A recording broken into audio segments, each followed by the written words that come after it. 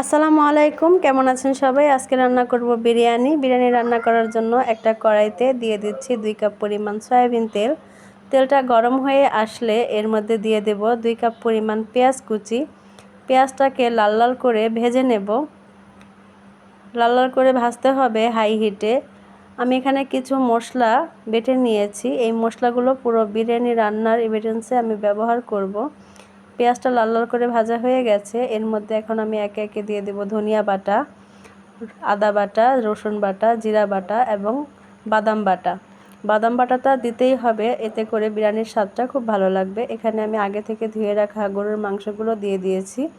কিছুটা কাঁচামরিচও দিয়েছিলাম ফ্লেভারের জন্য। এবারে আমি এর মধ্যে দিয়ে দিচ্ছি 1 প্যাকেট পরিমাণ বিরিয়ানির মশলা, যাতে করে মাংসটা ফ্লেভারটা খুব ভালো আসে। এবারে নেড়ে চেড়ে 40 মিনিট পর্যন্ত মাংসটা রান্না করব। এবারে আমি একটা আলাদা পাতিলের মধ্যে সয়াবিন তেল দিয়ে দিচ্ছি। তেলটা গরম হয়ে আসলে এর মধ্যে দিয়ে দেব আগে থেকে ধুয়ে রাখা পোলাও চাল। চালটা দেওয়ার সাথে সাথে অনবরত নাড়তে হবে, যাতে করে নিচে লেগে না যায়।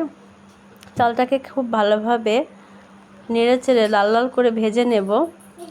চালটা ভাজা হয়ে গেছে। এ পর্যায়ে আমি আগে থেকে রান্না করা গরুর মাংসটা দিয়ে দিচ্ছি। মাংসটাকে দেওয়ার পর চালের সাথে মাংসটাকে ভালোভাবে নেড়ে চেড়ে মেশাতে হবে। এর পর্যায়ে আমি এর মধ্যে দিয়ে দিচ্ছি ফুটন্ত গরম পানি। যতটুকু চাল নিয়েছি ঠিক তার ডাবল পরিমাণ গরম পানি দিতে হবে।